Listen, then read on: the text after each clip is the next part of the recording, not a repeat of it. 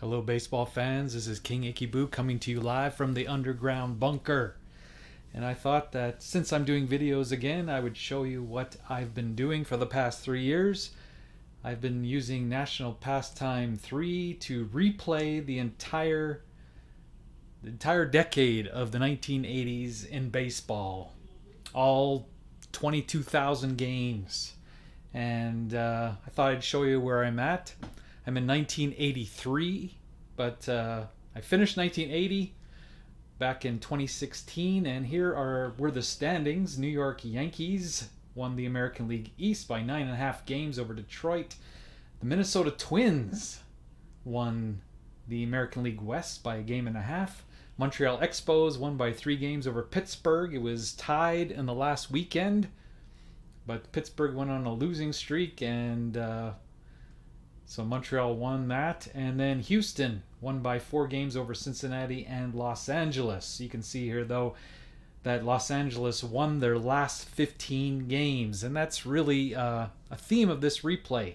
I remember with 15 games left, I said, the Dodgers were one of the challengers. They tied the Astros in real life for the 1980 National League West Championship, and they went to a playoff. But Dodgers are way behind. I thought, what is up with the Dodgers? And right when I thought that, they went on a 15-game winning streak, and then they continued on, you can see, in 1981. But in the playoffs here, New York, well, we'll start here in the National League, Montreal and Houston. And Montreal got beaten by Houston. So Houston went to the World Series, and here, all this time I was complaining on the forums. I'm saying, hey, it's kind of cool Minnesota is winning, but they're not going to put up much of a fight against the Yankees. And I was complaining about that nonstop. And here Minnesota beat the Yankees in the American League Championship and went to the World Series. So the World Series was Houston versus Minnesota. And would you know it, the Minnesota Twins won the World Series in 1980. Minnesota Twins. And I also play the last place teams, or also make the playoffs. I call it the anti-World Series, the anti-National League Championship. And you see that the Cubs finished last, and they faced the Atlanta Braves, and the Cubs lost. So they were the National League anti-champions, and they faced the Chicago White Sox, so it was an all-Chicago anti-World Series. And that was won by the White Sox, so the Cubs were the anti-World Series champions of 1980. And looking at some statistics, some interesting things that happened. The story of the replay was Miguel Delaney. He flirted with 400 the entire season. He faded in the last month, but he was over 400 in the beginning of September. And so that was quite exciting that we'd have perhaps a 400 hitter. But Delaney faded. And you think it'd be George Brett because he batted .390 that season, but he underperformed somewhat. He still batted .370. The home run leader was Gorman Thomas, RBI Al Oliver. And you can see the other stats there. For pitchers, Tommy John was the only 20-game winner. The ERA champion was Rudy May of the Yankees. And that was pretty much it for the first year. So then we went to 1981.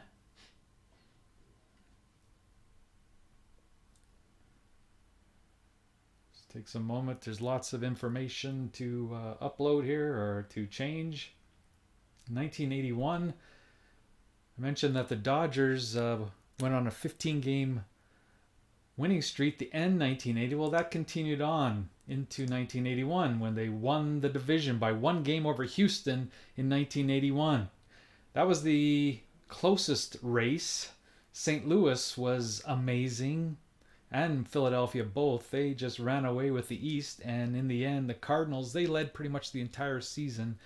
And you can see they went on a 6-game winning streak at the end to hold off the Phillies, who won 100 games, and they won 102. Then in the East, Milwaukee beat the Yankees by 12 games, and the Oakland A's won by 11.5 games, so neither one was close. And in the American League Championship Series, Milwaukee beat Oakland. And here, even though they were 17 games back, the Dodgers beat the Cardinals in the National League Championship. And they met, so it was Los Angeles versus Milwaukee in the World Series. And in the first game of the World Series, Fernando Valenzuela was the pitcher, and he pitched a no-hitter in Game 1 of the World Series. And they went on to crush the Brewers in the World Series. In the anti-World Series, Toronto and Seattle met, and Toronto advanced to the anti-World Series against Chicago. Chicago was there again, and they lost it last, so they went to the anti-World Series, and this time Chicago won the series, so Toronto was the anti-world champions. In statistics, looking at the batting leaders, I forgot to show you the National League last time, but I'll show you that this time the batting champion was Mike Hargrove. Home run champion was Tony Armas, both in home runs and RBIs.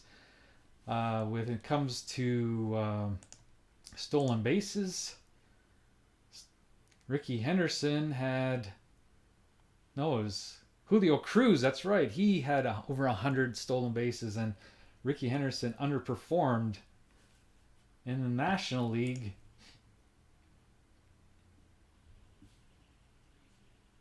Tim Raines had 146 stolen bases in his rookie season, so nobody's ever had 146 stolen bases in Major League history, so he set a record that year. In batting, I forgot to change it to NL.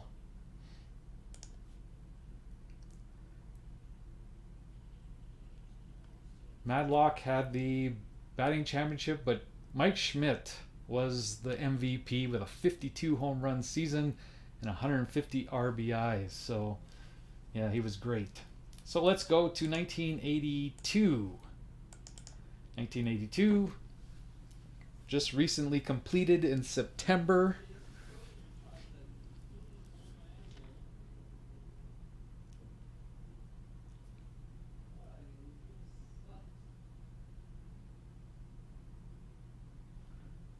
All right, standings. Milwaukee ran away with the American League East by 15 games over Baltimore, and California won 109 games, 24 games over Chicago. Los Angeles, they continued on. They ran away with the National League West. But look over here. In the National League East, the champions of 1982 were the Chicago Cubs. How in the world did they do that? Let's look at league. We went National League, batting. No, all players, that's what it comes. Okay, so National League, batting, all players. No, individual by team, no, all players. There. That's not what I'm looking for. I'm looking for team statistics. They're over here. Don't know my own program here that I've played over 7,000 games on. Okay. Cubs. So why did they win the National League West, or National League East? It was a miracle.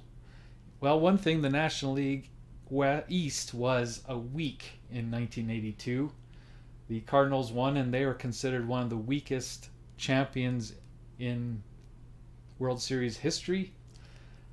The Cubs got some good performances. You can see Buckner, Durham, Sandberg was pretty good. But they won because, how should I say this? They won because of their bullpen. They had horrible starting pitching. And you can see that here. Except for Fergie Jenkins, he had a great year. He was 17-8, 247. But the rest of them, Doug Bird, Dickie Knowles, Randy Martz, Alan Ripley, they were a ragtag collection of starters. They did better probably than expected, but the formula was the bullpen. They had an incredible bullpen in 1982, and the key to the Cubs, if they could keep it close after 5 innings when we got rid of the starting pitcher and bring in the bullpen, The Cubs also had a great bench with a lot of great hitters on the bench that would come in and they would win the game in the final inning. And so they won a lot of close games, and as a result, they won the division. A huge surprise. Now, in the ALCS, you think California was the favorite, but they got crushed by the Brewers. California forgot what they did all year, and they got beaten by the Milwaukee Brewers, just not even close. But the close series was in the National League. Cubs won the first game, Dodgers won the second game. Cubs won the third game, Dodgers won the fourth game. Fifth, sixth, went to seventh game. The Cubs were up in the eighth inning in Los Angeles, and the Dodgers came through in the end in the ninth inning to win the National League Championship. And they faced, once again for the second year in a row, Los Angeles versus Milwaukee, and Los Angeles just rolled over them. So Los Angeles are two-time World Series champions. What else can we say? Well, we can see that the anti-world champions were the Cincinnati Reds against the Texas Rangers, and the Texas Rangers were the worst team. Therefore, they were anti-world champions. So that brings us to our 1983 season. Hopefully this will load quicker because it's not a full season. We're only about a quarter of the way through, so it shouldn't take as long to load. I'll show you where we are right up to date in the standings. See, Minnesota, it's deja vu. Minnesota's in first place, although they're only half a game back of is California, and 2.5 are the White Sox. Now, in real life, the White Sox won this division by 20 games. You don't think this is unrealistic because the White Sox got off to a terrible start in 1983. About this point in the season, they were still in 5th or 6th place, and then they started making their run to the top. So this is not unrealistic, although Minnesota is not the one that you would think would be on the top. But this is Minnesota, and this game loves Minnesota. Then in the East, we have a two-team race between the Blue Jays and the Baltimore Orioles. As you know, in real life, the Orioles won quite handily the American League East and the American League and the World Series. So they are by far the best team in 1983, although Toronto's giving them a run for their money. They have won the first 48 games. They've won 36 of them and lost only 12. And Boston is really coming on strong lately. They were a lot lower. They were fighting with Milwaukee and Cleveland, but now they are in third place and they could make a run. I really like their team this year.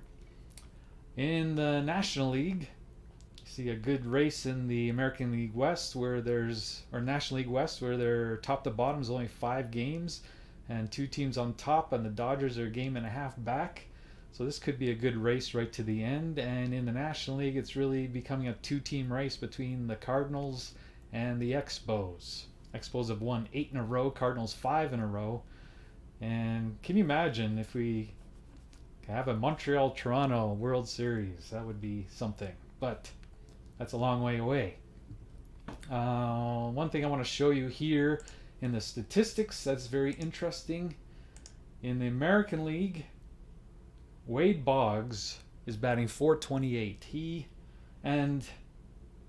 was around 400 about a month ago. He's not showing any signs of fading. He is getting stronger as the season goes on. So he has a real chance, perhaps, of batting .400 like Delaney tried to in 1980.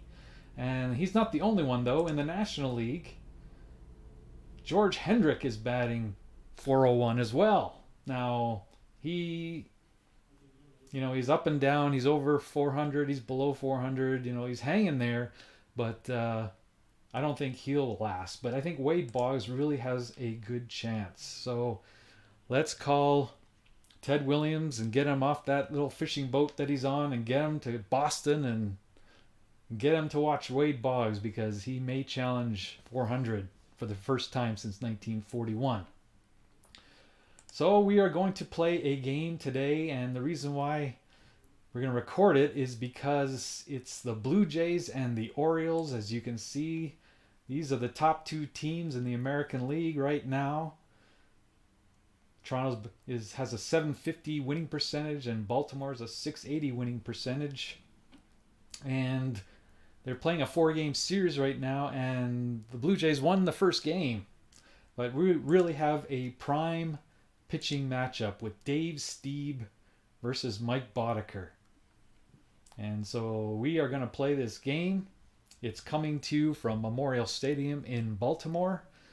The lineup for the Toronto Blue Jays: Damaso Garcia, batting .321, is leading off, followed by Rance Mullinax, the third baseman, batting second. Willie Upshaw, the first baseman, batting third. Cliff Johnson, the designated hitter, batting fourth. Lloyd Mosby, the center fielder, batting fifth. Ernie Witt, the catcher, batting sixth. Barry Bonnell, the left fielder, batting seventh. Jesse Barfield, the right fielder, batting eighth. And Alfredo Griffin, the shortstop, batting ninth.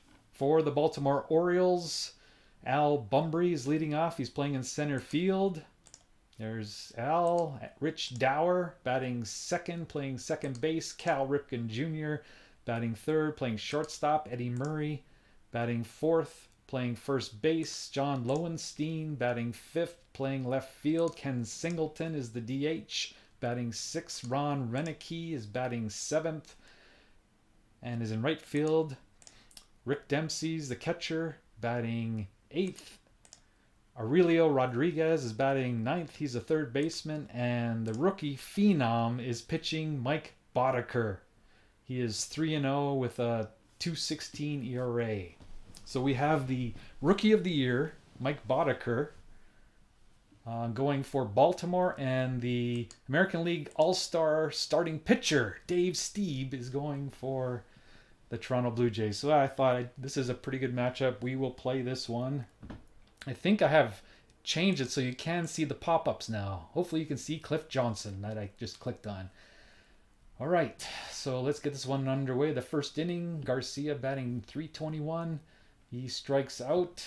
Rance Mullinax is batting .274 with no home runs in 16. He's grounded out. You can see here the current hitting streak and the season's best hitting streak. And that's one thing Cyrus is really doing with this game. He's improving things constantly. He's open to suggestions, things like hitting streaks and batting per month. All these extra statistics he's adding to the game is really phenomenal. Willie Upshaw is having a MVP type season. And it's not what he's doing here, batting .352, 9 home runs, 38. He's not just hitting a couple home runs when the Blue Jays are up 10-0. His hits, he's coming through in the clutch when they need him most. He's been the player of the game 8 times already in this season, and we're only on June the 4th. I mean, he's really having a great season. And of course, I'm building him up and he falls out here. So that's quickly go the Blue Jays 1, 2, 3. Here's Baltimore, Al Bumbry. He's batting .259. He leads off and he pops out. Rich Dower is having a really good season, overperforming. His on-base percentage is .366 and in real life is .306. And the fact that he's on so much and he strikes out here is the reason why Cal Ripken has 50 RBIs already. Here we're in June the 4th, and he's just driving in runs like there's no tomorrow. Having a phenomenal season. Of course, this was his first MVP season in 1983, and he hits a home run. So that's here's another thing that Cyrus just added. Just looking at the last 10 games, you can see, okay, he had 11 home runs coming in, so now he has 12. You can see what he's done in the last 10 games, and he hit .349 in April, .297 in May, with 8 home runs in May, and in June so far he's 2 for 9. So this is what he's done with this game is amazing. But Ripken just hit one out. He rolled a 66, and that was an automatic home run off Dave Stieb, because Dave Stieb doesn't have a home run factor on his statistics here, or his ratings. He has an X, which makes extra strikeouts, and he has a B, which limits hits. but he gave up a normal amount of home runs, therefore he did not limit this home run. So it's 1-0 Baltimore, and that brings up Eddie Murray, 296, 11 home runs, 36 RBIs. He strikes out. So after one inning, it's 1-0 Baltimore. Here's Cliff Johnson, part-time player, 278, 3 home runs, 8 RBIs, and he hits one out. Rolls a double six, so it's tied at 1. Boddicker doesn't have a home run modifier in his stats either, his ratings. Brings up Mosby. Mosby's underperforming versus real life, so hopefully he gets it going, but he has great defense in the center field. He's a fast runner, so I'm looking forward to what he can do this season. And he flies out. Ernie Witt, who is the reigning American League batter of the month for May. He batted .369 and he had a slugging percentage around .769. He had 7 home runs and 15 RBIs in 65 at bats. So he had an amazing month of May. And here's an error check. You roll a 11 or 12. There's an error, otherwise he's out. So he pops out to the shortstop, and Barry Bonnell rounds out. So Cliff Johnson ties the game. That's Cliff Johnson's 4th homer of the year. We're tied at 1. Brings up Lowenstein, who had an amazing 1982, a little bit less this year. Fly out. Singleton, he had a horrible 1982, but he's not great, but he's more of a factor now. He's driven in 21 runs. Flies out. And Gary Renicky. Now that Earl Weaver is not the manager of the Orioles, he plays Altabelli plays Renicky a lot more. Weaver just played him against left-handers exclusively, but he's getting a lot more playing time here under Altabelli. And he walks. Now we could steal. If he roll 11, he would steal. If he rolls 66, he would be out, so we won't try. Doesn't get the jump. Rick Dempsey is up. Weak hitting catch. Well, he's all right, but he's more for his defense than anything and his leadership ability. There's a wild pitch, so the runner's in scoring position with 2 out here in the 2nd inning. Renicky will not advance as Dempsey flied out to left. Brings up Barfield. His first full season in the major leagues, and he could get an error. No, he flies out to center. Alfredo Griffin really had a great start, but is fading. I think he's still leading the major leagues in triples, however. Let's see here. He has 8 triples already. So he's on pace for like 24 triples, which I don't think he'll get, but he's off to a good start. And he gets a base hit. So usually I try stealing when, like right now it's pretty 50-50 of stolen base versus getting caught stealing, so I don't steal in that situation. He's going to play it safe. He's a fast runner, which means he'll advance on base hits a lot more than a typical batter. Garcia is up. He's 0 for 1. Boddicker, you can see the stats of Boddicker down here so far today, and you can see that Garcia is on a 10-game hitting streak, which is his season best. And he's batting .319, so he had a great year last year. I think he did. He led the American League in batting. In fact, the major leagues in batting last year. I didn't check the American League, but he was around .360 or so. Not quite as good this year, but he is still having a good season. 1 out and fly out. Runner holds. You can see here. One thing that Cyrus has added to the game here is it's under option rules. He put the boards under here so you can look and see the situation. Runner on first. In the fielding. So what did he roll? He rolled a 31. So you can go in here if you want to and look at fielding. Now there are 40, so that's a fielding 2. A man on first, a 31 is runner out, fly out, runner holds, and the center fielder. So that's why we had a result here of fly out to the center fielder. Okay, here's Rance. He is underperforming so far. Hopefully he gets it going. And here's one case. Okay, this is what power of Boddicker. He rolls an 8, 4 to 4. So that's an 8. Normally, when most pitchers, that would be a hit, but because Boddicker's so good, he nullified it with his B. And Stieb is that way too. He's a good pitcher. You can see he's 7-2 this season with a 2.97 ERA. As we begin the bottom of the third, strikeout, and Dower flies out. You can see, I'm going to show you a little bit why I play this game more than any other game. It is because of the speed of the game. You can get through a game very fast. Normally I don't talk this much, but you can get through a game really fast. So I can just go bam, out, bam, bam, 1, 2, 3. It's that quick. You can get through an entire game in 10 minutes if you just play and not talk. So that's why you can get through 22,000 games in 10 years. Ripken. He grounded out.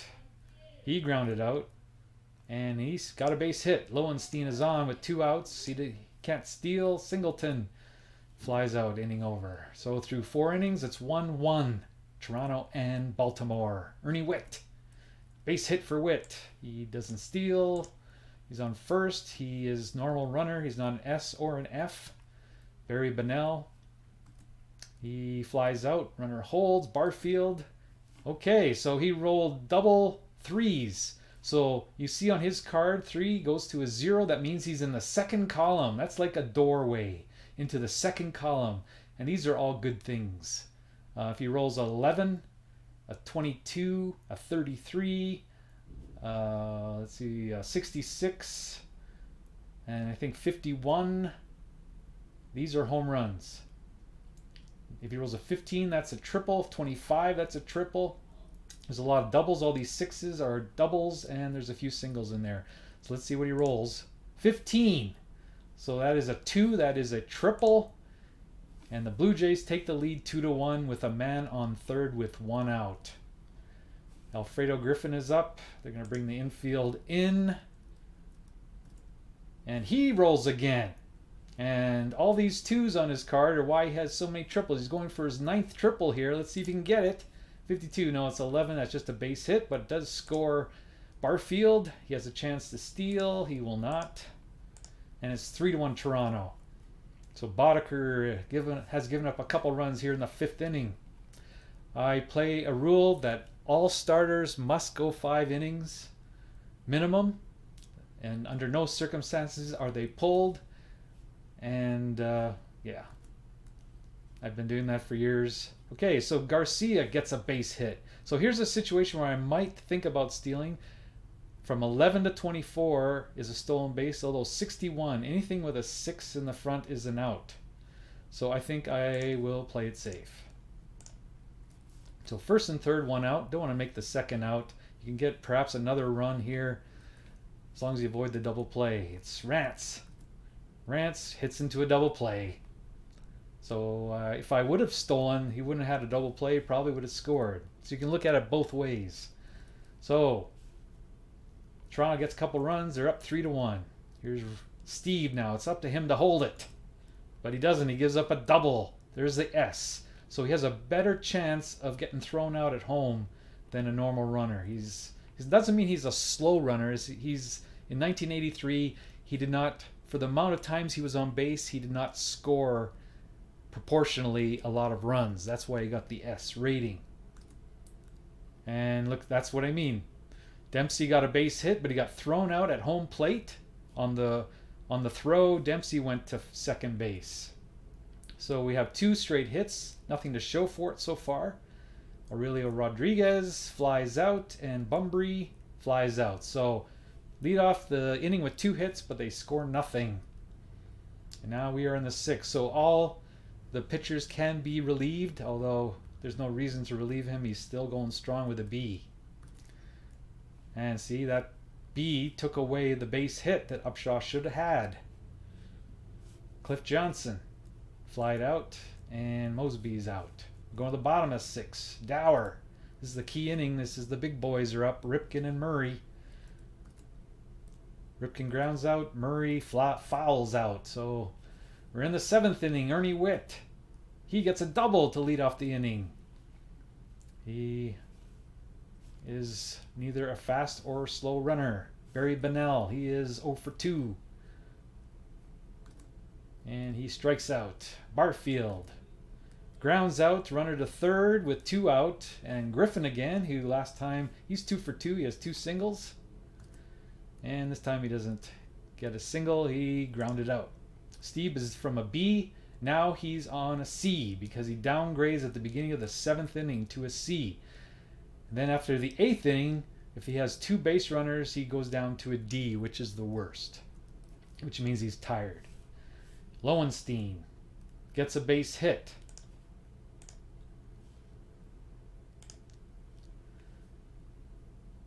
So Lowenstein gets a base hit, and he can't get the jump. I don't think the B would have nullified the 7, so he would have got a base hit regardless.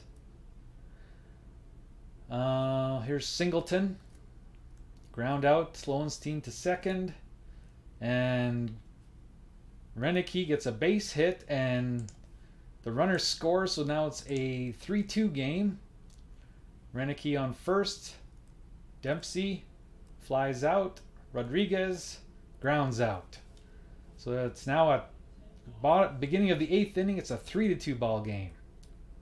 Boddicker still going strong with his B. Okay, we had an error by Ripken. And we're going to try to steal, but look at that. 61, he is thrown out at 2nd base. So Dempsey throws him out, brings up Rance. He flies out, and Willie Upshaw strikes out. So we're going to the bottom of the 8th, a 1-run game. Stieb still not tired, although he's in his adjustment inning, which means 2 guys get on base. He is tired. Here's Bumbry. Flies out. Dower gets a base hit, so he's on the ropes. Another base runner, and he is done. And look who's up, Ripken. And he hits into a double play. Now Boddicker is lowered to a D. So we're going to look here. Look here who they have available. I go by the real life. So the relievers available for Baltimore are Tippy Martinez. He's the closer though, so I hold that role pretty strongly. Sammy Stewart and a rookie, Mauro Giello. So we're going to bring in Mauro Giello. We're going to save Stewart for another when they're ahead, I guess. So Boddicker is coming out, and we're going to bring in Mr. Dan Mauro Giello. Change picture. Yes, you got to double click him. And then here he is. Dan Mauro Giello. He is a good pitcher.